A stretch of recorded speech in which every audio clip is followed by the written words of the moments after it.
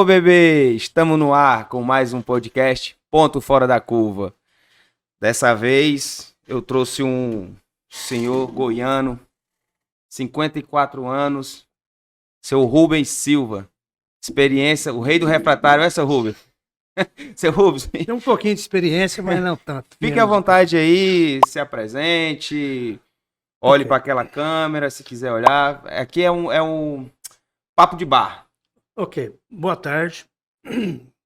É um prazer estar aqui. Primeiro, demonstrar gratidão a Deus. E eu vou dizer o que isso aqui vai representar para mim. Isso aqui, se fosse escrito, que vai rolar aqui. Como Rubens e como profissional. Como Rubens e como profissional. Se fosse escrito, isso aqui seria uma biografia. Pessoal e profissional. Eu já vi essa frase uma vez.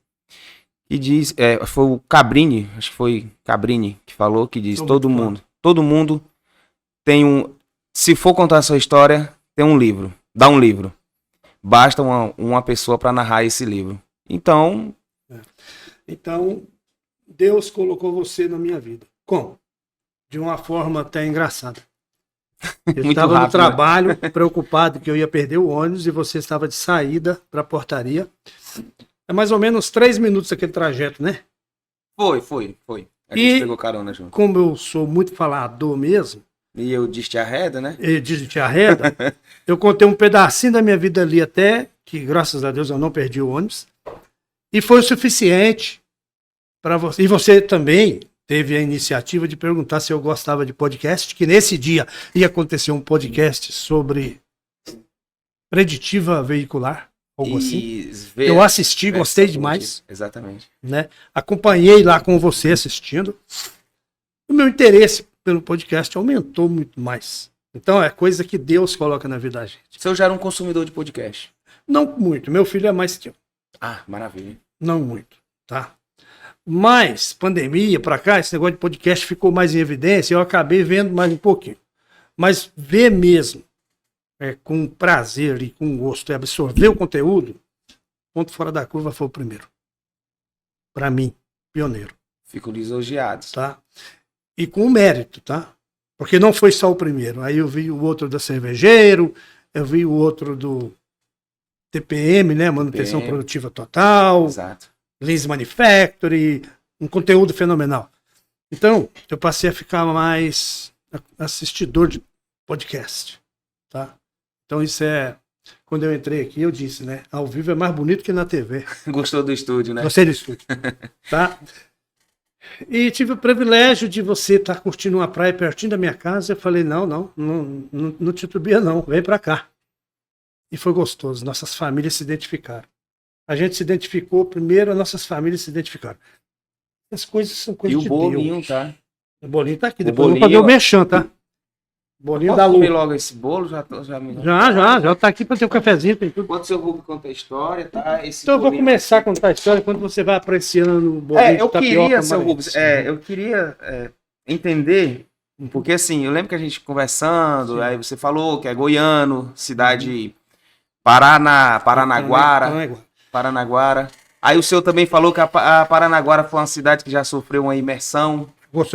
Ficou submersa, na realidade. Quando você vai comendo bolinho, eu vou contar essa história. Não vai mais que 3 minutos. Dê esse adendo pra gente aí. Pra nós. Um adendo bom pra iniciar. Experimentar um bolinho diretamente do Maranhão, feito pela dona Luciene. Originalíssimo. Tem cafezinho também. Ó. Paranaiguara tem um nome indígena chamada Deusa do Grande Rio. Porque ela ficava na beirinha do rio Paranaíba. Tá? Ela ficava na beirinha do rio Paranaíba. Então eu sou quase que mineiro e goiano ao mesmo tempo, porque eu nasci na beira do rio Paranaíba. Então Paranaiguara era uma região de garimpo. Então é uma cidade pequena, mas tem gente de todas as regiões do Brasil quase. Porque garimpeiro vai se juntando e vai formando famílias e ali nasce e formam gerações. Em 1970 eu nasci. Em 1975 para 76, 5 a 6 anos, foram construir a barragem da CEMIG, na beira do rio Paranaíba, e aí indenizou todo mundo, e essa Paranaiguara, que ela nasceu com o nome de Mateira, por causa do córrego da Mateira, que também passava lá. Aí essa Paranaiguara, hoje a gente chama de Paranaguara Velha, ela ficou toda submersa debaixo do rio. Projetou-se 15 quilômetros adiante, de 15 a 20 quilômetros adiante, uma nova Paranaguara. Então a Paranaguara de hoje é uma cidade projetada, plana, é igual a Brasília. Brasília é uma cidade projetada. Palmas é uma cidade projetada. Cidades projetadas, as casas são padronizadas, as ruas são amplas, passeio das casas quase da largura da rua, e é assim. Então a nova Paranaguara é assim. Eu fui para lá com 6 anos. Mas na Paranaguara Velha, o que acontece? As pessoas, até de um poder aquisitivo bom, né, compraram terrenos na beira dessa represa e montaram ranchos de pesca. Quer dizer, olha o tanto que o pessoal gosta de uma nostalgia nessa Paranaguara Velha. Gente que tem condição de passar um feriadão, um fim de semana em Caldas Novas, no Hot Park, não, vai para Paranaguara Velha, no rancho de pesca. Porque quando abre as comportas da hidrelétrica, a água baixa, as casas não deu tempo de demolir todas. Então os prédios mais importantes que a gente viveu a infância, lá estão. Sabe? O cinema, sabe? O posto de gasolina, que era feito um revestimento na frente de ladrilho, de pastilha de vidro, como as cores do posto Ipiranga, azul, amarelo e branco. O cinema era pastilha verde, eu lembro direitinho. Então, uma infância, assim, isso é uma coisa também de Deus, tá? Por quê? 6 anos para trás é que eu vivi lá. E eu lembro, claro, como essa água que está nesse recipiente aqui, sabe? Ponte Alta. Ponte Alta era um córrego que a meninada ia tomar banho. A ponte passava em cima, lá chamava Ponte Alta. Um banho gostoso. Eu me lembro. A estrada boiadeira, que passava boiada. Eu me lembro. A nossa casa ainda era daquele estilo, daquelas casas de varanda do muro baixinho. Quando a gente vê histórias, até da época do governo militar, não tinha aquelas casas assim. A nossa casa já era nesse padrão, sabe? Então, quer dizer, esse é um tipo de vida que hoje só se tem nas histórias. Não se vive mais, sabe? Casa do muro baixinho, nem portão tinha na frente. No lado um terreno amplo com umas árvores, chamava de cinamoma. A sombra chegava a ser meio escura, de tão grande que as árvores eram, 3, uma atrás da outra. Ali ficava o coxo dos animais, que meu pai criou 15 filhos com o ramo do leite. Então ele comprava o leite de 3 fazendeiros e vendia nas casas de litro em litro. Às vezes meio litro, às vezes 1,5 litro, e assim. Assim ele criou 15 filhos. Sem muita regalia, sem status nenhum, na verdade, mas com muita fartura. Entende? Então isso tudo começou na Paranaguara Velha. Uma vez que ela ficou submersa, esse estilo de vida simples, porém com muita fartura, carregado a muitos princípios e bons exemplos, ele se estendeu para Paranaguara Nova e vive até hoje. Então tá. A préviazinha que eu queria falar da Paranaguara Velha era isso, sabe? Uma criação regada a muitos princípios, bons exemplos. Tem um dito que eu tenho comigo, que é uma verdade, a caridade. Segundo a Escritura Sagrada, a caridade é o único dom de todos os dons, que dom é uma coisa que Deus dá, né? Sim. Pode e deve ser trabalhado, mas é Deus que dá. Mas a caridade é o único dom que, segundo a Escritura Sagrada, ele vai perdurar para a eternidade. O que eu quero dizer com isso?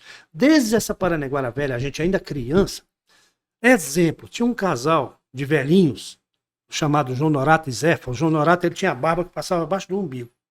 E ele fumava aquele cigarro de palha, a barba era meio amarela. E a irmã dele fumava um cigarro que era o tamanho da palha do milho. Fumava metade, colocava na orelha para acender de novo e fumar mais tarde. E eles eram órfãos os dois. Eles não tinham nem fogão na casa deles. Só era para dormir. Nossa. Fazia refeição, almoço e janta na nossa casa, como se fosse da família. Isso era dia de segunda a segunda. Quando a gente foi para Paranaguara Nova, até enquanto eu vivi lá, que eu fui para o trecho, isso aconteceu. Então a gente aprende o dom da caridade. Entendeu? E a simplicidade, junto com o dom da caridade, é privilégio ou não é? Sim, com certeza. E é por isso que eu estou aqui. Esse privilégio que Deus me deu de contar um pedacinho da minha história. Mas eu falei que eu não ia passar de 3 minutos. Tá certo. Da Paranaguara Velha, quem está me ouvindo, meus parentes, meus amigos lá da época, que conhece, sabe da importância disso daí. Entendeu? Sabe do orgulho de falar da Paranaguara Velha.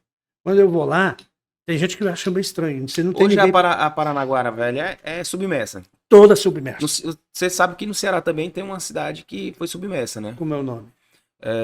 Qual é, seu Célio? Jaguaribara. Não, nunca vi falar, não. Foi uma cidade que hoje hoje é o Açu de Castanhão. Então tem muita gente que tem história lá de baixo. Sim, com certeza. Aí foi construída uma cidade semelhante, Uhum. inclusive nome de ruas, posição das casas, tudo igual, Uhum. igual à cidade que ficou Então submersa. uma história muito similar a Paranaguara Velha. Foi quando Isso você dá me uma falou essa nostalgia história, né? muito Você me gostosa. passou essa história, que a gente conversou um pouco, teve a oportunidade de conversar lá Uhum. na sua casa. Sim. E aí eu peguei esse clique. Tá. Pois então, a Paranaguara Velha é isso e Paranaguara Nova é isso. É uma cidade nova, projetada, construída. Mas a sua infância foi na Paraiguara Velha. Parte, né? Porque até 6 anos de idade. De 6 anos de idade. E a história do cavalo disparando pro seu Então, aí de 6 anos de idade, até 10, seguiu minha infância na Nova Paranaguara, tá? Só que essa minha infância, e também é um privilégio que eu tenho muito grande comigo, desde a Paranaguara Velha, pequenininho já, eu já tinha um gosto, um prazer de andar com meu avô pela mata de manhã, de madrugadinha. Eu tinha um tio que ele era paralítico das pernas, ele andava rastejando as pernas, ele tinha uma carroça, e eu gostava de andar com ele. E na Paranaguara Nova isso seguiu. Mas os 2 irmãos meus acima de mim, que nós somos 15 irmãos, 9 mulheres e 6 homens, tá? Os 2 mais velhos, ao completarem 18 anos, um 18, o outro 19 ou 20, que é praticamente 1 ano e meio de diferença um para o outro, eles foram embora. Eu tinha 10 anos. Aí o que aconteceu? Esse menino começa a trabalhar, entende? Tanto quanto aconteceu com meus irmãos também, sabe? Esse menino, a infância, não é que a infância para aí, sabe? Também não fui forçado a isso, não. Mas você tinha chegou a ter uma posição de regalia para estudar, porque antigamente não tinha, né? Não. Antigamente, quando as famílias eram muito grandes, as crianças tinham que estudar. Deixa eu falar aqui de infância, então, de estudar. Já na Paranaguara Nova, 15 meninos. É muita gente, né? Então, graças a Deus, sem televisão em casa, né? Não tinha geladeira. A minha mãe e meu pai matava porco, né? E fazia aquelas latas de conserva de carne de lata, que chama, né? Sim. Ficava uma em cima da outra. Muito gostosa, por sinal. Entendeu? Então tá. E na escola, o colégio municipal dava a camisa de uniforme da escola. A bermuda os pais faziam, sabe? Comprava o tecido e mandava fazer. Aí minha mãe pegava o saco de açúcar, com o nome Sebrazen, assim, a estampa Sebrazen, e que para 15 meninos meu pai comprava, era de fardo as coisas, né? A mãe desmanchava o saco de açúcar em cima da mesa, tinha um mato chamado anil, que pintava, tingia de azul, um azul meia boca, mas tinha. Pintava aquilo lá e fazia calção pra gente, sabe? Aí o menino da perna fininha, o calção bem, cabia 3 pernas daquela dentro, pra ir passando de um menino pro outro, pra ir durando, né? Sabe? E a camisa passava também de um pro outro, às vezes um pedacinho da barriga ficava lá de fora, às vezes furada na barriga. Normal. Até receber a dele nova, né? Normal, vixe. Aí, mas assim, a camisa naquela condição, aquele calção feito só, sem modelo nenhum, só um elástico em cima, uma costura. Mas uma coisa engraçada em cidade pequena, sabe? As filhas dos grandes fazendeiros, que não tinha colégio particular, né? Sim. Estudavam na mesma sala com a gente, os filhos também, sabe? E eu ia lá na frente da lousa assim, e eu ficava andando para lá e para cá com aquele calção para que as pessoas vissem que eu estava de calção novo. Sabe? Tinha que expor, né? Olha, que eu tô não, bem vestido hoje e tal. E as menininhas, filha de fazendeiro, falava, esse Rubens está todo exibido. Falava exibido. Exibido só porque tá de calção novo. E aí a gente ficava todo, né? Todo empolgado. Entendeu? Então, isso, você falou da infância? Sim, sim. A minha infância foi nesse modelo. Aí 10 anos começa a trabalhar. Para um menino de 10 anos, só que a Paranaguara Nova, eu te falei que era de 18 a 20 quilômetros de distância. Mas a fazenda era lá, perto da Paranaguara Velha, onde comprava o leite. A estrada boiadeira era a mesma. Então a distância, que era mais ou menos de 3 a 5 quilômetros para buscar o leite, passou a ser 18 quilômetros. Aí o que eu tinha que fazer? Antes do meu irmão ir embora, ó, Deus já levou, né? Meu irmão. Esse meu irmão, ele foi muito importante na minha vida. Ele que me ensinou a dar os primeiros passos na vida.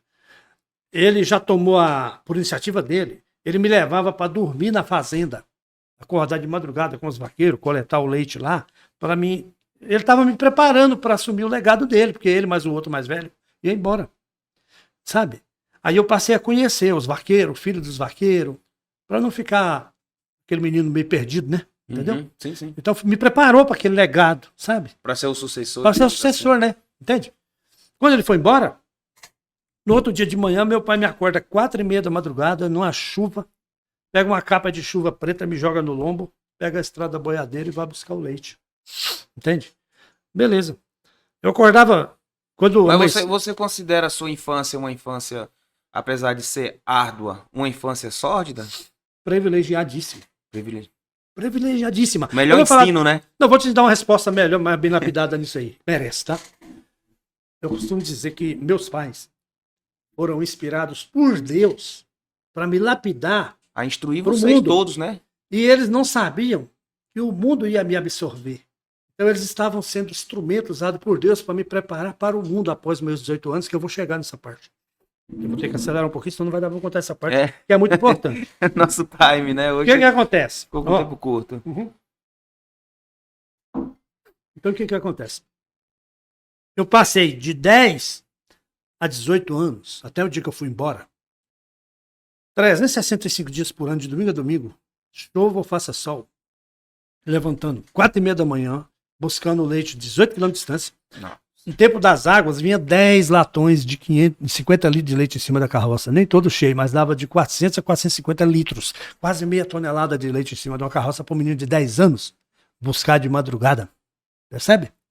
Aí eu deixava parte desse leite no laticínio e 140 em média, 120, 140 litros era entregue de casa em casa. Sabe? Entendeu? Então eu passava em casa, meu pai colocava o latão com suporte para medir no litro e ia entregar nas casas. Terminava meu expediente 1h30 da tarde por aí. Isso, se você fizer as contas, dá exatamente 8 horas de trabalho. Nossa. Parei um pouquinho antes dos 18 anos, porque quando eu fui embora, isso me encorajou um pouco para deixar meu pai lá, porque os meus irmãos menores já estavam crescidos e já também ajudavam no leite, sabe? Então, tipo assim, eu trabalhei esse tempo todo no leite e tinha uma parte ainda importante. O meu pai, o que meu pai fazia? Que é um trabalho que não é fácil, tá? Ele tinha uma cadernetinha, eu comparo ela com o Excel de hoje. Sim, esse é o bloco de anotações. Eu comparo ela com o Excel. Você já pensou o que é um freguês? Pega meio litro e uma sorveteria pega 60 litros? E no meio disso tem 2,5 litros, 1,5 litro, 3 litros, 1 litro. Quebrado. E tem gente que paga por semana, tem gente que paga 10 dias, tem gente que paga na quinzena, tem gente que paga no mês, mas o fazendeiro, no dia 30, ele quer o dele. Percebe? Isso é fato. É como fornecedor administrar isso. Então, se ele. Talvez até mais do que um Excel. Sabe? Porque naquela cadernetinha ele fazia tudo. Sabe? Tudo manuscrito. E o bolso era de dinheiro, sabe? Mas assim, aquele dinheiro era mais. Pagava o fazendeiro e o restante sustentava essa família toda. Porém, eu não me lembro do meu pai comprar 1 grão de arroz. Na mesma fazenda, meu pai pegava ali um alqueire de terra arado de ameia, sabe? Eu e ele cultivava a terra, plantávamos, carpia e colhia. Tinha vez que era de 280 a 300 sacos de arroz costurado pro paiol. Uma família grande dessa gasta de 40 a 50 sacos. O restante comprava tecido para fazer roupa para menino, calçado, remédio. Meu pai nunca teve plano de saúde na vida. 15 filhos. Nunca teve plano de saúde. Tudo no município. Tudo no município. Sabe? Quantos partos teve aí? Sim. Quantos pré-natal teve aí? Os partos eram da parteira, no caso, né? Não, chegou um tempo que já pegou os últimos. Aí o que acontece, né? Entendeu? E menino que fica doente. A minha mãe também sabia fazer um monte de remédio em casa também. Pois bem, essa infância aí dos 10 anos para frente, até o dia que eu parti do trecho, né? Entendeu? Hoje em dia, talvez meu pai seria até denunciado. Hoje seria... Mas eu seria o maior defensor dele. E todos os meus outros irmãos. Percebe? Mas aí no mundo de hoje não teria a voz ativa, né? Não teria. Isso é fato. Mas como nós estamos falando daquela época... Eu sei que nesse... O que importa é resultado. Nesse curso todo, hoje você é a referência em refratário, né? Sim, eu vou passar para o refratário, que é importante. Eu queria que o público entenda. Vou fazer o seguinte. Antes do senhor começar a falar do refratário... negócio do cavalo. É o negócio do cavalo. O cavalo é importante. Uma trajetória de um menino de 10 anos aí trabalhando, né? Como foi essa história do cavalo? Anos, engraçado. Eu tinha 14 anos. Lembrou do cavalo? Não, é importante demais. Eu vou até olhar para a câmera, porque tem gente que vai gostar dessa história. Eu vou até tomar café de novo. Muita gente conhece essa história. Pode tomar café? Vamos dar um bolinho também. Deixa eu botar um bolinho. Aí... Você é fã desse bolinho, né?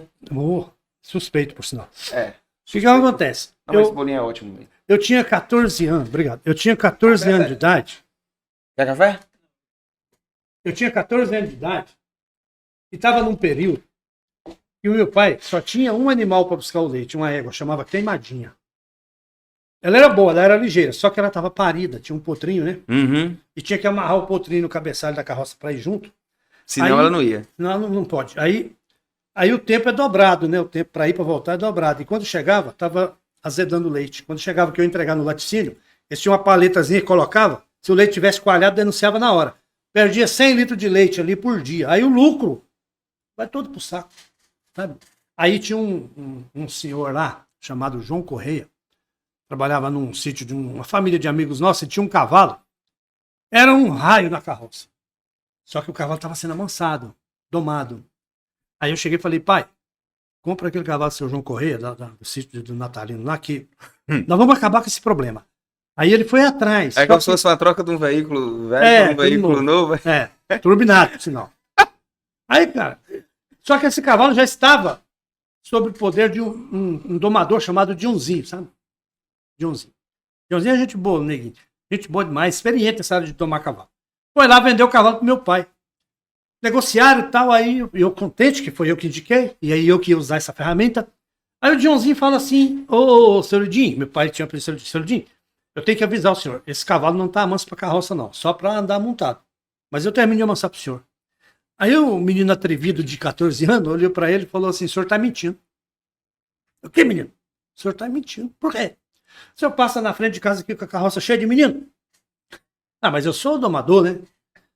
Rapaz, e assim ficou. Comprou o cavalo, ficou pro Dionzinho terminar de domar, né? No outro dia, eu levanto mais cedo que meu pai. Nem dormi de vontade de andar no cavalo, na carroça. Fui lá na chácara, peguei o cavalo, arriei. Meu pai dormiu um pouquinho mais, quando ele acordou, não dava mais tempo. O menino já tinha saído no cavalo. Fui no cavalo. Meu pai preparou os latões e tal, fui no cavalo. Na ida, cara, os mais antigos lembram. Eu ia escutando um radinho, uma rádio chamada Zé Bétio. Zé Bétio. Passava música sertaneja e era engraçado demais esse Zé Bétio. Mas nesse dia eu não tive que escutar Zé Bétio não, porque o cavalo refugava toda hora, o cavalo arisco todo. Refugava qualquer pedacinho de folha que caiu no chão, no escuro que ele ia no tato, né? Peguei o leite na primeira fazenda. Quando eu fui passar para a segunda, fazenda de um cara chamado Totó em Capanema, não era porteira de madeira, era um colchete de arame farpado. Quando eu fui abrir o colchete, eu deixei a rédea em cima da boca do latão, a rédea soltou, pegou na pata traseira do cavalo que estava machucada, esse cavalo jogou as patas para cima, saiu em disparada, era a última refazenda que eu ia coletar o leite, então a carroça estava cheia de latão, leite. A carroça bateu a roda no barranco, virou de cabeça para baixo, e ele saiu arrastando essa carroça no meio do passo, arrebentou as correntes e saiu disparado. Aí eu fiquei lá levantando os latões, os vaqueiros vieram, juntaram esse cavalo, virou essa carroça, me deu 2 correntes novas. Aí o vaqueiro pegou e falou assim, esse cavalo tá assustado, vamos armar uma égua mansa para esse menino ir embora? Aí eu disse assim, vocês me ajudam a atravessar do lado aqui, ó, fecha o colchete para mim, se ele disparar é lucro para mim, eu preciso chegar cedo. Só. Aí vaqueiro é bicho aventureiro, né? Aí o filho dele achou bom a história, né? Deixa o menino ir. Aí eu fui embora. O cavalo foi em disparada, chegou lá no laticínio, eu fui entregar o leite, eu fiquei segurando o cavalo, pedi para eles ajudar a tirar os latões lá e deu certo. Quando chego em casa, menino é traquino também, o cavalo com quase meio metro de língua pendurada, ninguém observou que as correntes estavam novas. Aí meu pai perguntou, eu não te falei que o cavalo estava manso, não aconteceu nadinha.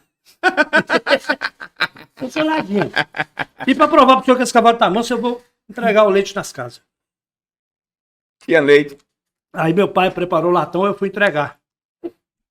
Entreguei, pá. A última casa, uma senhora chamada Dona Najibinha, o leite da netinha dela, ela era a dona do cinema da cidadezinha lá. A rua larga, como eu disse, né?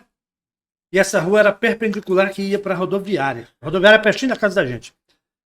Eu guinei o corpo para trás para não desperdiçar o leite da velha e a rédea caiu na pata do cavalo e ele disparou de novo. Só que quando eu observei que ele estava em disparada, ele já estava na velocidade que eu não tinha coragem de pular no asfalto, não. Aí eu segurei nas laterais e o ônibus interestadual, aviação Asa Verde lá de Goiás, veio assim, correndo demais, fez a curva, a carroça foi encostada na lataria do ônibus, empareado. Lá na frente o ônibus virou para as plataformas, a carroça foi, era uma rua de 2 pistas, um ferro velho, uma oficina mecânica assim, um meio-fio alto, a roda bateu no meio-fio, a carroça deu 4 cambalhotas, deu perca total a carroça. O cavalo teve que ser sacrificado, arrancou uma tabaca de carne da coxa dele. Tá, porra. E o menino? E o menino, todo mundo que estava esperando o ônibus assistiu a queda dele de camarote. Ele voou da altura de uma árvorezinha baixinha assim que tinha e caiu de cabeça para baixo. Essa parte da clavícula aqui bateu numa carcaça de um motor de Fusca que estava no canteiro divisório da pista. Tá. Foi o que me salvou, senão rachava a cabeça no asfalto e morria. Acordei 40 minutos depois no hospital, desmaiado, né? Aí o doutor lá foi aplicar anestesia, o osso estava estufado para fora, 3 pedaços querendo estufar o couro para fora. Não pegou anestesia, o médico foi ignorante, um médico japonês. A minha irmã brigou com ele, aí tinha um cara lá que... Hoje ele é um grande amigo da gente, ele estava meio que cortejando minha irmã. Aí ele tinha um Fiatinho 147. Por isso que ele comprou a briga, né? Ele tava... Fiat 147. Cara, você pega um menino de 14 anos, o osso quebrado em 3 pedaços, passou 40 minutos desmaiado, joga no banco de trás de um Fiat 147 para ir para uma cidade chamada Tuiutaba, 140 km de distância, no sol quente de rachar mamona. O Fiat 147, a temperatura do motor do carro vem toda para dentro do carro, tomando com o sol. Cara, olha o que rendeu. Olha o gradiente de temperatura aí. Não.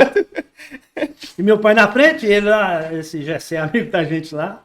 Eu vou ver se eu localizo esse Gessé pra ele assistir esse podcast.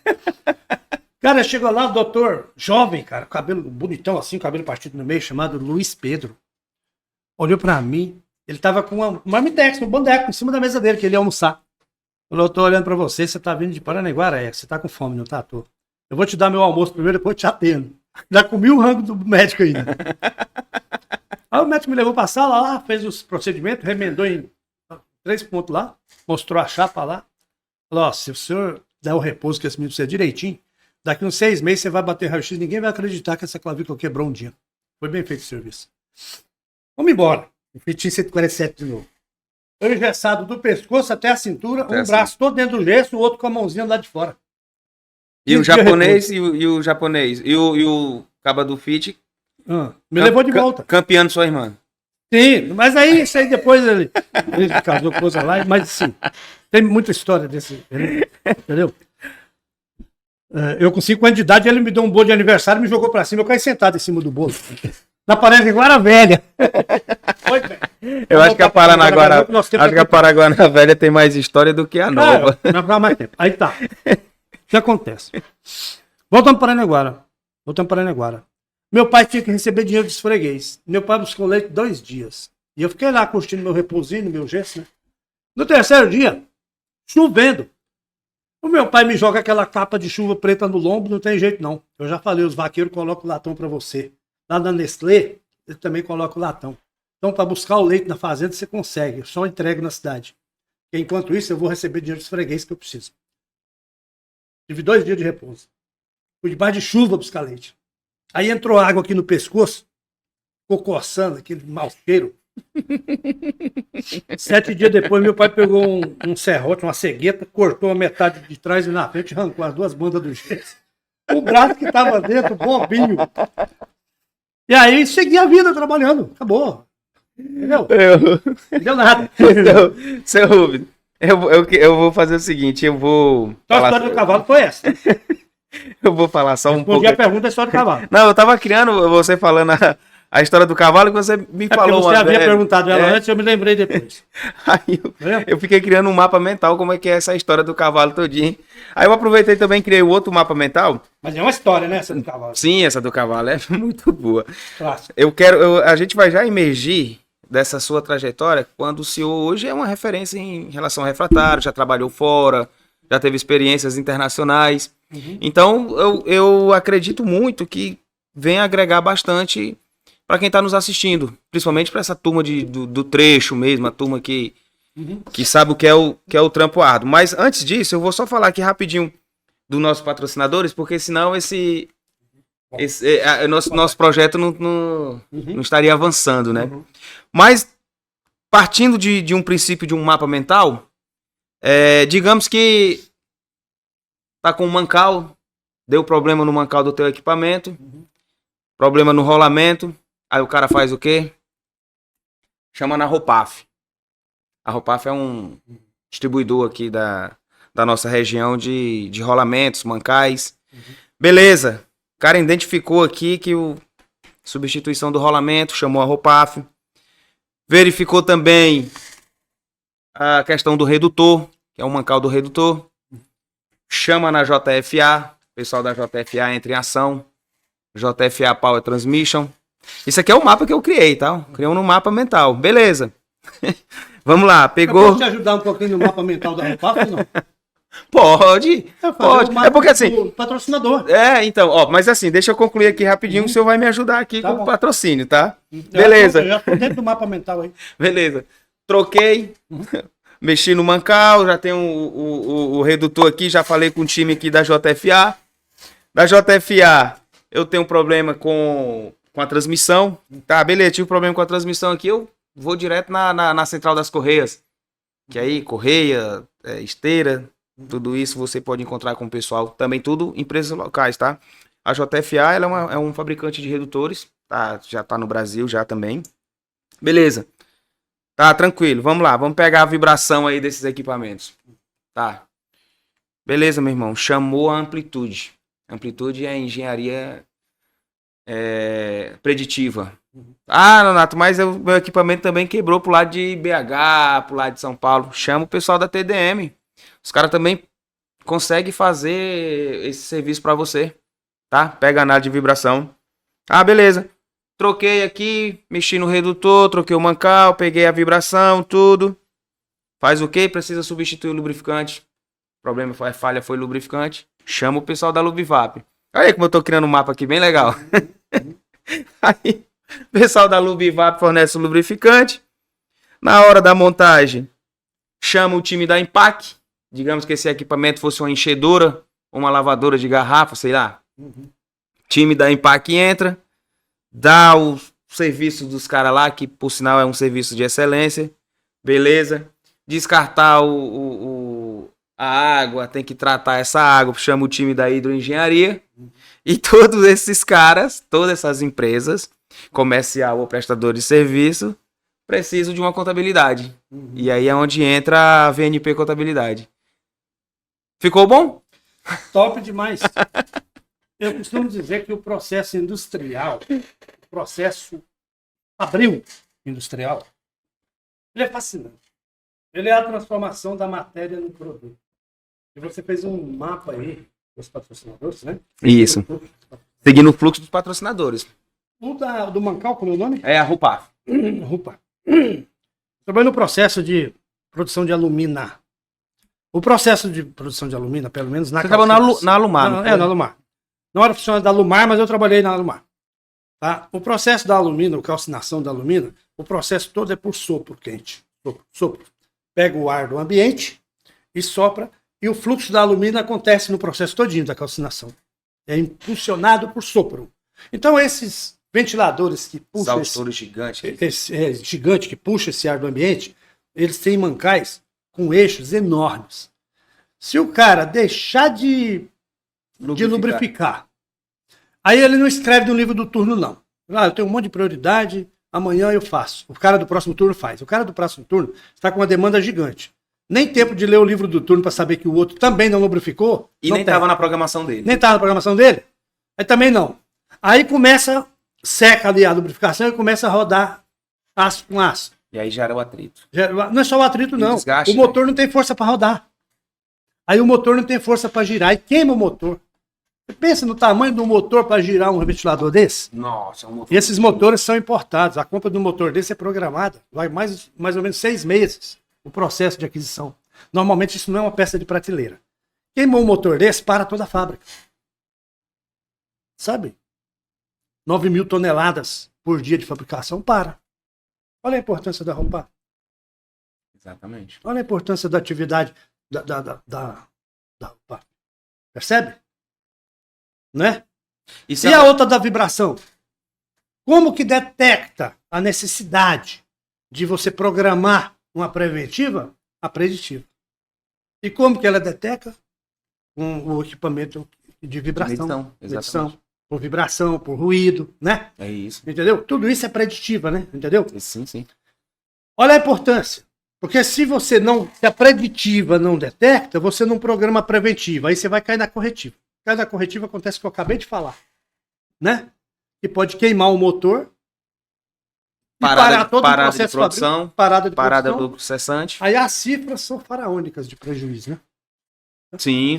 E o cliente, e a cadeia de cliente que está lá na frente também espera que para também, porque depende do semi-acabado, né? Entende? Então, é porque o tempo tá pouco, senão eu ia seguir seu mapa todinho. Eu falei da ROFAF, eu falei da preditiva, né? Entendeu? Do lubrificante, do né? lubrificante, também. A JFA dos redutores, que também tem. Também está dentro. Está dentro, porque esse motor ele trabalha com redutor, né? O tratamento da água é importante. Sim. Percebe uma caldeira.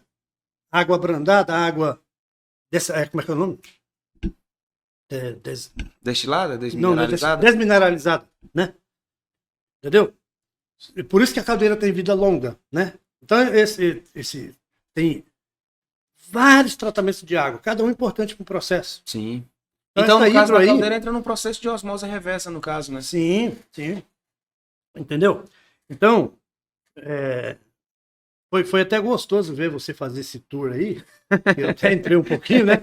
Porque, é como eu falei, aqui o mapa aqui o processo industrial aqui. É a transformação da matéria no produto. Eu, como sou terrivelmente apaixonado por refratário, eu costumava dizer para os meninos que trabalhavam comigo. O processo industrial é a transformação da matéria no produto.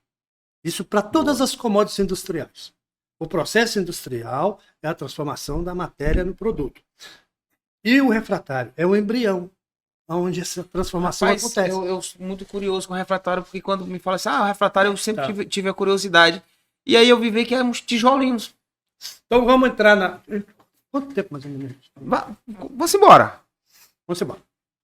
Tá bom. Vamos entrar na história do refratário. Quando eu completei 18 anos, eu fui embora para o trecho. O meu irmão trabalhava no Maranhão, justamente na Alcoa, lá na Alumar, funcionário da Alcoa. E ele foi tirar férias lá em Goiás e eu falei, meu irmão, eu já me sentia preparado para o mundo, sabe? Por isso que eu disse que meu pai e minha mãe foram utilizados por Deus para me preparar para esse mundo. Eu já me sentia preparado. Então, eu falei, ele tinha recém-casado, então a pessoa recém-casada, você não sabe como vai ser, você não pode ser um intruso ali no meio. Eu falei, eu só quero ir contigo lá, eu vou me virar. Então eu fui preparado para isso. Só que esse empurrão, né? Só me dá esse primeiro passo comigo e deixa isso eu precisei fazer realmente, tá? Entendeu? Não vale a pena entrar no mérito do porquê. Não, tá? lógico. Mas eu precisei realmente. E um pouco antes do que eu estaria prospectando, sabe? Uhum.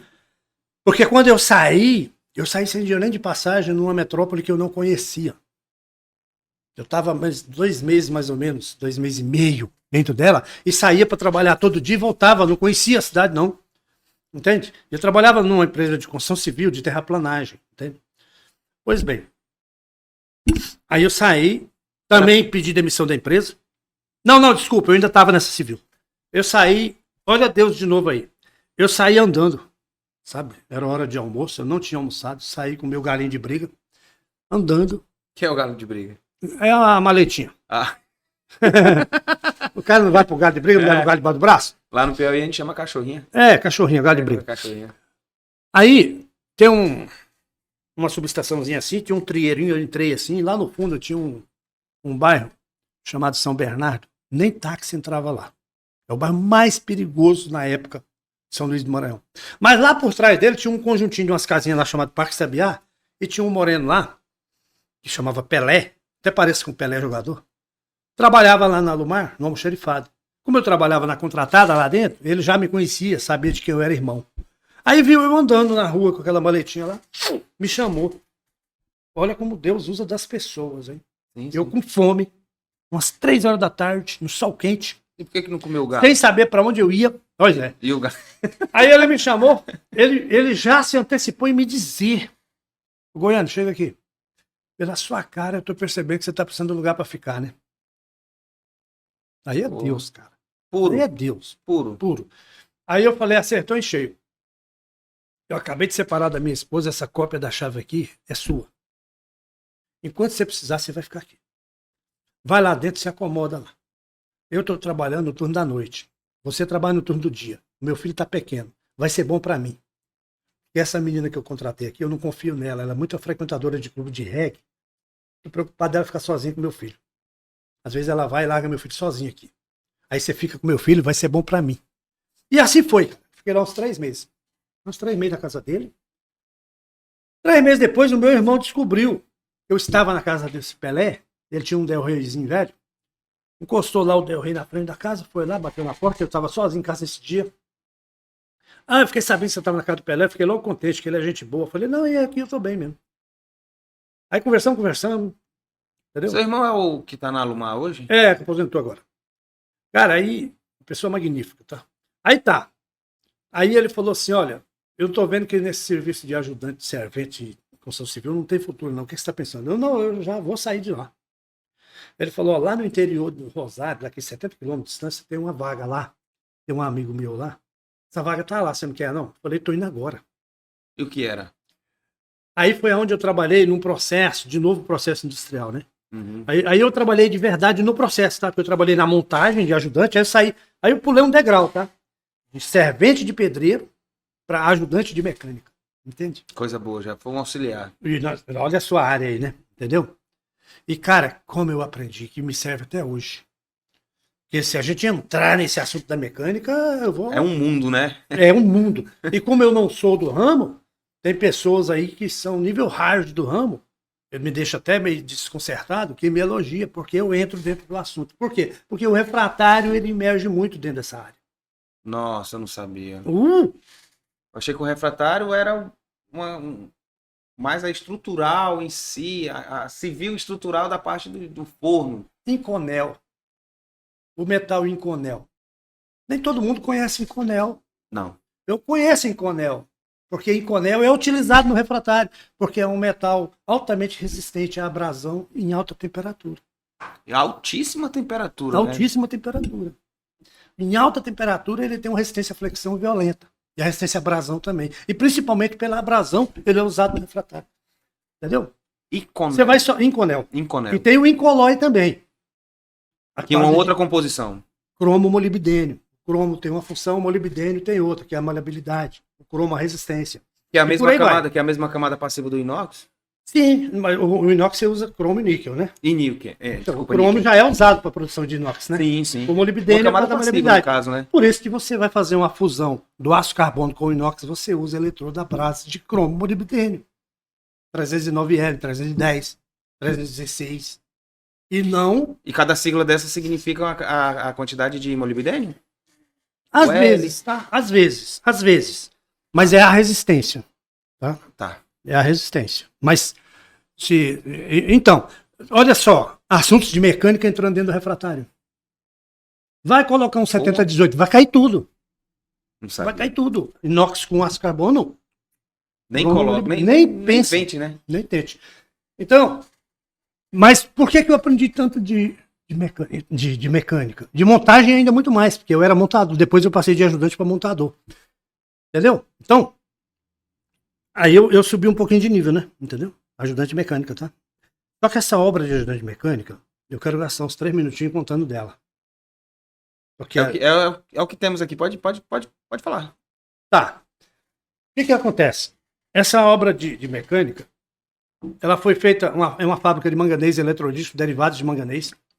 Pega o metal manganês e tira derivados. O próprio metal manganês, depois o dióxido de manganês, que é usado dentro da pilha, um taruguinho preto que tem dentro da pilha, e cristais de magnésio, que é usado como fertilizante, tudo é tirado do manganês.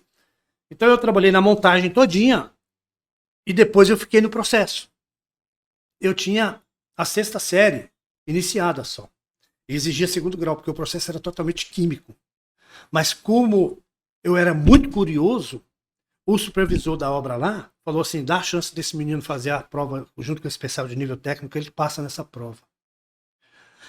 Aí tinha um cara, até que morreu, rapaz, num acidente de carro. Gente boa demais, ele era homossexual, chamava Manuelzinho, sabe? Uhum. Esse Manuelzinho, ele era da cidadezinha que eu morava lá no interior, que eu trabalhava na montagem, morava no interior. E ele me conhecia, e ele estudava na escola técnica, e ele era um dos primeiros lá, em termos de notas. Ele olhou para mim e falou assim, de novo Deus usando a pessoa, falou assim, eu quero que você passe nessa prova, eu posso te ajudar? Eu falei, vai lá para casa no fim de semana. Ele foi lá para casa e ele fez um questionário, principalmente puxando a parte de exatas, que para mim ia ser mais difícil. O questionário que ele fez, que é o da prova, fomos lá para a capital fazer no Cefet a prova, e eu passei. Na outra semana... Na escola técnica, né? Na escola técnica. Na outra semana nós estávamos no clube de veraneio lá, dançando lambada na época, né? Tava no auge. Colocaram um cartaz lá dos aprovados da Metalman.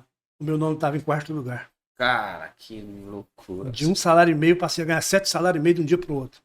E fui trabalhar no processo químico. E o 3º mês, que era a aula teórica, a aula prática, desculpa, quem foi instruir eles? Eu. Porque eu trabalhei desde o moinho até a eletrólise. E quando eu estava montando, eu ficava comendo com farinha aqueles projetos lá e enchendo os caras de perguntas, que eles reclamavam que eu era chato demais.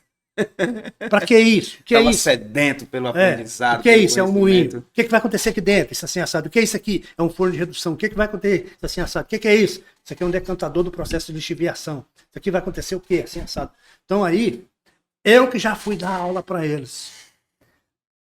Aí eu fui escolhido para trabalhar no melhor local da fábrica, nas cubas eletrolíticas. Aí até enquanto ela funcionou, foi na época do Collor de Mello, prendeu o dinheiro dos empresários, aí a fábrica fechou. Senão, lá já tinha plano de mandar a gente para o Japão para fazer curso de processo de derivados de manganês. E tinha 20 anos já garantido de contrato fechado com o Japão. Mas aí, depois disso, a fábrica fechou, voltei para a capital. Da capital, eu tive que voltar de novo de ajudante. Uma empresa chamada Montreal, que ela era expert em refratários. Mas ainda tem a Montreal ainda? Tem, mas é só escritório. Na época ela era uma potência. Aí eu tô ali de ajudante ali, de mecânica, né? E tinha uma reforma de uma fornalha gigante lá no forno de alumínio, demolindo o forno todo, que deu uma pedra de carbono lá e tal, ninguém conseguia demolir. E eu olhei aquilo e falei, eu quero participar daquela demolição. Fui participar daquela demolição, entrei lá pra dentro, mais um doidinho do olho bugalhado, eu também. Rapaz, nós pegamos 2 chamas de motoca de baiano, martelete, entramos lá dentro, o cara do bombeiro, com a mangueira, jogando água no pé da gente para não pegar fogo, de tão quente que tava. A pedra de carbono que formou dentro do forno, e nós tínhamos que demolir ela. Aí, mesmo. Eu perguntei a um cara como é que fazia a demolição, ele me deu uma aula de tensão de cisalhamento. Olha o assunto de mecânica de novo aí. Tensão de cisalhamento. Falou, você cria tensão de cisalhamento, que depois o resto sai fácil. Você vai para um rumo, ele vai para o outro. Você cria um caminho, não sai daquele caminho. Você vai criar a tensão de cisalhamento. Cara, e assim a gente fez. Depois o resto ia só batendo e caindo. Depois uma pá mecânica e uns caçambão enfileirados lá, a pá mecânica jogando dentro. Aí eu decolei no refratário. Porque aí o chefão me enxergou. Falou, manda esse menino aqui da minha sala. Aí os trabalhos mais importantes ele me colocava para fazer. E eu pegava os desenhos obsoletos que era em inglês, eu comprei um dicionáriozinho Michaelis em inglês e começava a fazer as nuvenzinhas no desenho e traduzir para me entender em casa até 2 horas da madrugada, morando sozinho. Aí assim, eu comecei a criar ideias de melhorias já do projeto lá dentro para colocar nas preventivas. Tanto que uma dessas ideias, recentemente, na fábrica que eu trabalho aqui, na siderúrgica, eu implantei para sustentar um domo que caía toda vez. Está lá, nunca mais vai cair. Pode colocar um elefante lá e mandar o bicho se balançar lá. É um projeto que esse menininho na época criou lá e está lá na Alcoa até hoje. Merecia ser patenteado. Um Kaizen, né? Hoje seria um Kaizen dos grandes, né? Pois é. Entendeu? Na época, eu fiz o rascunho, na minha ignorância lá, mostrei para o engenheiro, ele falou, vai lá no setor de Asbilt, tem um cara chamado Charles, é o melhor cadista que tem aqui. O que você falar, ele vai fazer. E aí o cara jogou Jogou umas 30 revisões de projeto lá, onde cabia esse tipo de revisão, porque cada virada tinha que ter um ângulo adequado, aí o CAD pega tudo, eu não sabia, né? Pega. Pois bem, e aí esse mesmo projeto eu implantei agora. Uma empresa lá de São Paulo, a meu pedido, revisou e colocou também no projeto. Então, quer dizer, daquela época eu já descobri o tanto que eu era fascinado por essa área. E aí eu fui trabalhando em projetos encorpados. Eu tive a oportunidade de trabalhar numa empresa chamada RIP, né? Que RIP é abreviação, né? É abreviação. Mas ela é referência mundial até, que ela foi comprada pelos alemães por isso. Sim, exato. Em refratário. E aí, nela eu tive a oportunidade de trabalhar em grandes revampes e novas construções no setor de derivado de petróleo, pelotização de minério de ferro, energia, que é caldeira de vários tipos, aquatubular, flamotubular, grelha móvel, leite fluidizado. Todas as grandes caldeiras que tem, maioria, eu trabalhei, da implantação até comissionar. Papel e celulose. Ou seja, um tourniquet. Entregou na chave. É isso. Papel e celulose. Setor de metalurgia, siderurgia, né? Entendeu? Que hoje está na siderurgia. Hoje eu estou na siderurgia. E na siderurgia eu trabalhei em vários projetos antes de vir para cá, mas voltado direto ao processo, hoje é também uma oportunidade que eu tenho. Tanto quanto eu tive na época do alumínio e na época do derivado do manganês. Trabalhar no refratário e ligado ao processo. Eu nunca fiz treinamento de processo, mas esses 3 processos, modéstia à parte, eu faço um tour contigo da matéria-prima até o produto final. Nossa, eu quero. Tá? Não, podemos fazer. Do alumínio, derivado de manganês e o aço. Entendeu? Né? Por que isso? Porque para mim te entregar um entregável bom no refratário, eu tenho que conhecer o processo. Porque eu não te disse que o refratário é o embrião desse processo? Sim. E se eu colocar uma peça errada lá dentro? E acontecer uma reação errada lá? Vai colapsar e pode criar uma cadeia de colapso até o produto final. Interfere em que exatamente? Qualidade? Tudo? Tudo. Do refratário para frente, o processo você se vai torna produzir horrível. vidro, você tem que usar a zircônia. Você vai produzir aço, ferro-gusa, você vai usar carbeto de silício. Você vai produzir o aço, que é diferente do ferro-gusa, você vai usar o magnésio. Cada produção você tem um produto, porque ele é consoante às reações que ali acontecem. Se você inverter a ordem, acontece uma reação, colapsa tudo aquilo ali. Para toda a produção. Igual eu estava falando do mancal lá, sem lubrificar o eixo. Percebe? Uma peça errada que você coloca ali, para a produção sem saber quando volta. Sem previsão. Então, quando você vai definir um material para colocar ali, você tem que pedir aquele produto que passa ali e mandar para o laboratório fazer todas as análises de reações que acontecem ali para definir qual é o material que vai ali. Por exemplo, no aço, na linha de gusa é um, na linha de escória já é outro.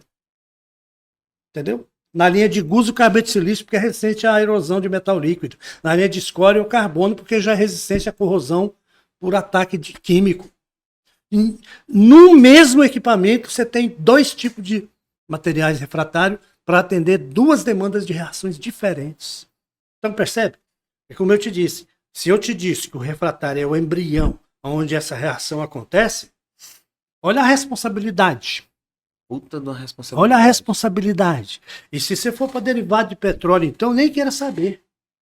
Sai mais de 78 tipos de produtos e subprodutos do petróleo, do óleo cru.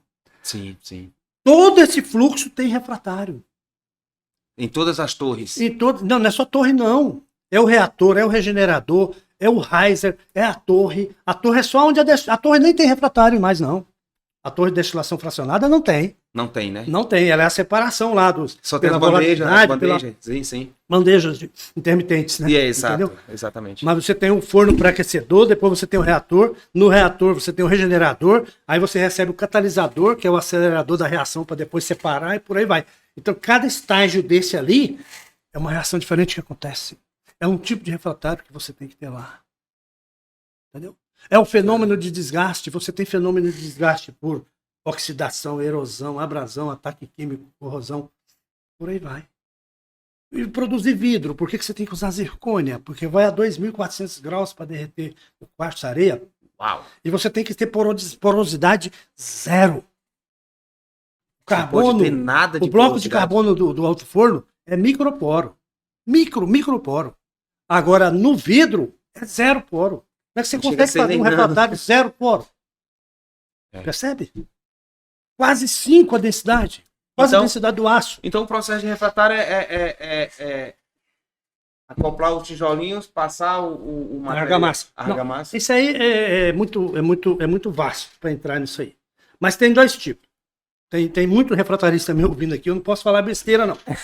Tá? Verdade. E tem muitos que eu tenho orgulho de dizer que transformar pessoas, para mim, é uma grandeza. Tem meninos aí que foram ajudantes meus, hoje estão no exterior até, como supervisor, coordenador, aqui mesmo no Brasil, né? Tem que valorizar muito nossa nação, né? Sim, com certeza. Distribuindo talento e formando pessoas, né? Percebe? Mas tem o monolítico e tem o pré-moldado. O pré-moldado, ele pega aquela forma geométrica de todos aqueles equipamentos e define as peças e faz os moldes e fazem lá na fábrica e já coloca na estufa. Aí você passa a argamassa. Só que a argamassa do cadinho de alto forno, por exemplo, é milésimo de milímetro a espessura da argamassa. Não é milímetro, não, é milésimo de milímetro. Entendeu? Um processo normal é 2 milímetros.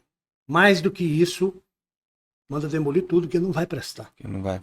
Nossa. Não vai prestar. Já o monolítico, não. Você faz o molde, vem o concreto refratário, ele não é refratário ainda, você modela, vibra ele vai reagir, você tira o molde e depois você tem que fazer a curva de secagem, que é a que vai fazer a transformação dele em refratário. A curva de secagem. Sem uma curva de secagem aplicada, ele não é refratário. Ele é um refratário que não está apto a se sujeitar a nenhum processo, sabe?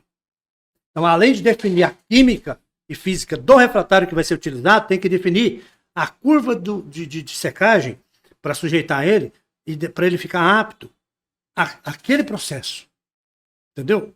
Aí Entendi. vai ali 20, 30 anos naquele processo. Cara, que bacana. Tem fornos que é 7 anos de garantia, tem fornos que é 30 anos de garantia.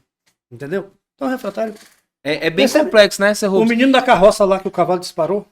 Até hoje é o especialista que é.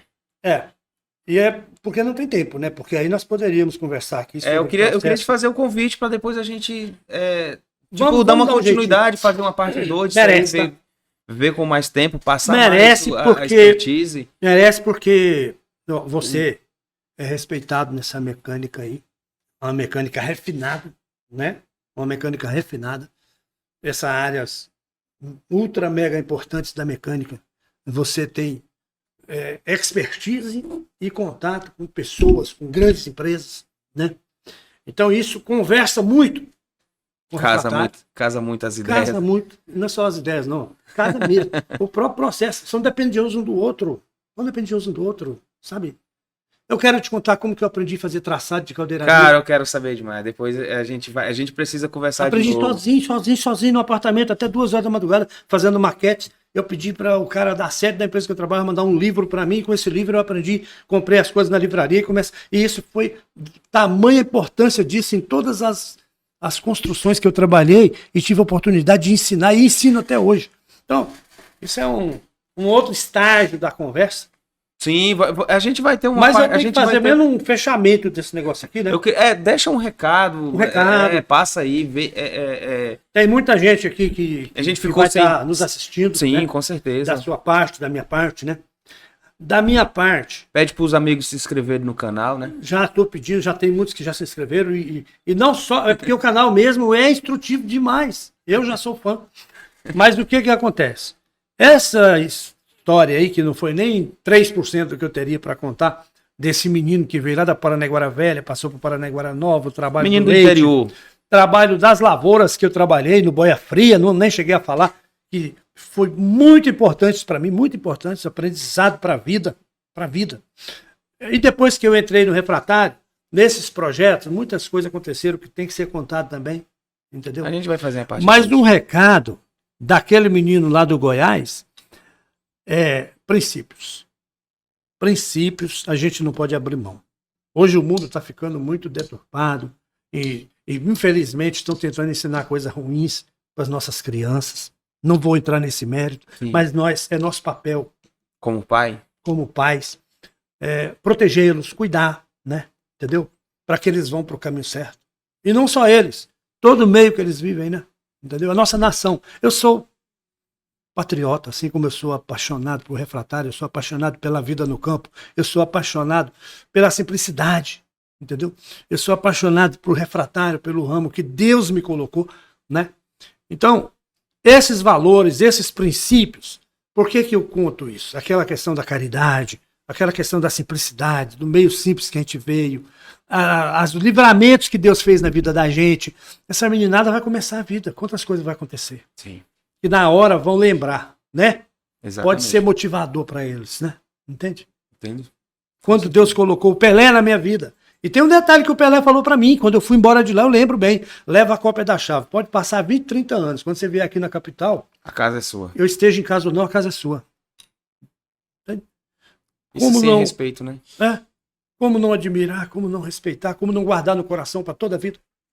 Exatamente. E teve pessoas que foram ainda muito mais importantes do que o Pelé na minha vida, pessoas que Deus colocou nos melhores momentos que eu considero uma segunda família. Eu vou lá no Maranhão, eu tenho que visitá-los, eu visito como família. Lá em Rosário do Maranhão, eu tenho pessoas que para mim são uma segunda família.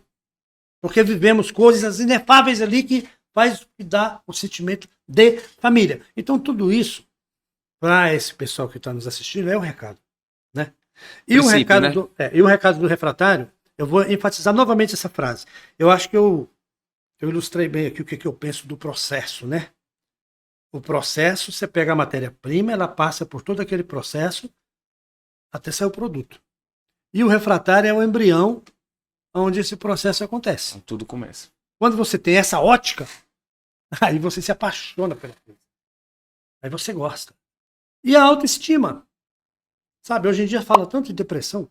Eu tenho minha autoestima altamente elevada. Olha, eu aí, vou caminhando para 54, quantas você tem? Eu? 37. Olha aí, nós dois aqui. Ué, bonitão os dois, hein? Já tô um coroa, já. Mas não, é porque você é igual eu. Você ficou maduro muito cedo. Você gosta de estar vivendo com as pessoas que transmitem essa experiência. Sim. Mas eu tô falando da parte física, meu. Eu não tô com cabelo branco, não. Agora começou a sair uns fiapos aqui. Entende? Mas eu olho no espelho e eu penso assim, como eu posso me amar tanto? Eu penso, isso é ruim, não, isso é bom. Porque uma vez que eu me amo, eu estou apto a amar o próximo. Isso é fato. Uma vez que eu amo o que eu faço, eu tenho o prazer de transmitir para o próximo. De transformar pessoas. De distribuir isso quanto eu puder às pessoas. Né? Entendeu? Os filhos da gente tem que deixar escolher o que eles querem. E dentro da possibilidade de tentar também aconselhar, mas ele tem que ter o livre-arbítrio para escolher o que ele quer, né? Eu não vou querer que o meu filho vai querer fazer o que eu faço, né? Entendeu? Correto. Mas princípio é princípio, isso aí é imutável. Né? Verdade. Deus é que abre o caminho pra gente. E a gente sabendo que Deus abre, a gente com toda a coragem vai trilhar, né? E vai ser o quê? Abençoado. É isso aí. E agradecer, primeiro gratidão a Deus, depois aos meus pais, que com essa sabedoria divina me criaram, né? E a todos os meus amigos, que através deles, por onde eu andei, eu deixei amizade, até em outros países, na Argentina eu tenho muito. Quero até ver se eu consigo contactar os argentinos para poder apreciar essa nossa prosa aqui. Eu quero ver argentino lá comentando em espanhol lá. Agradeço. Entende? Né? Entendo. E meus companheiros de trabalho, um abraço para todos eles. Tenho orgulho de trabalhar com eles, orgulho. Tenho prazer de sair todo dia para trabalhar, porque é uma equipe que me dá orgulho, sabe? Seu time É isso mesmo. Entende? Hoje o meu time mais é das contratadas, que a gente faz a gestão de contratadas, né? Entendeu? Não, tranquilo. Né? Eu tô ligado. E a empresa que eu trabalho, ela valoriza muito o capital humano. Sim, para ela, pessoas Ela valoriza muito o capital humano. Isso eu já vi na chegada. Tô fazendo isso para fazer média com o meu chefe, não. Ele sabe disso. Não precisa. Eu visito lá, eu já vi. Ele sabe disso. Todo o conceito mudou, eu sei como é que é a empresa lá. Entendeu? Valoriza muito o capital humano. Então isso dá prazer, né? De você sair para trabalhar todo dia, sabe? E valoriza muito a família também. Isso é bom. Sabe? Muito bom. Valorizou o capital humano, valorizou a família, é prazeroso. Demais. Tá? Depois, se tiver esse complemento aí, você pode me falar que a gente se ajeita. Vai ter, vamos se organizar e vamos fazer uma segunda parte. É, correto. Para de onde parou e segue. É porque aí, eu falo pessoal. Igual o pobre na chuva. Se você me deixar... Por isso que era pra dona Luciane ter vindo, né? Que era pra ela estar lá, ó. Corta. Mas é isso aí, pessoal.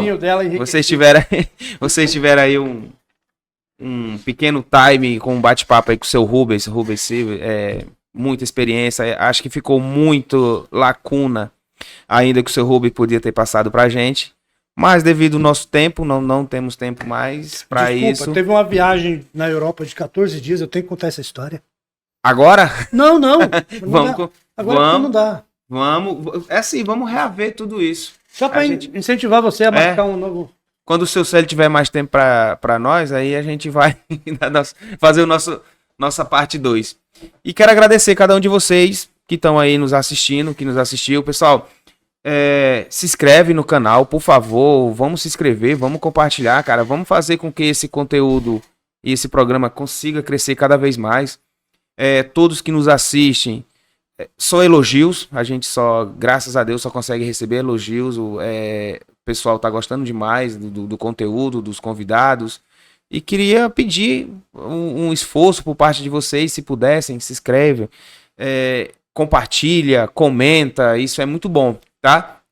E o vídeo fica salvo na plataforma, tá, Nonato? Eu não consegui, eu não tenho tempo de assistir. Cara, tá salvo lá. O link que eu estiver mandando para vocês é o link que vai estar o vídeo, pô. A plataforma tá lá para isso, beleza?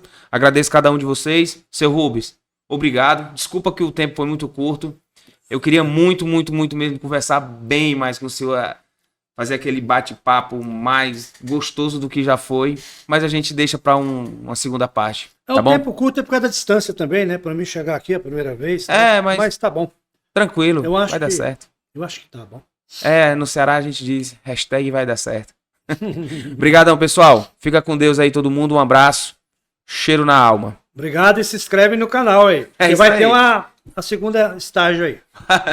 Seu Rubens, obrigado, seu Rubens.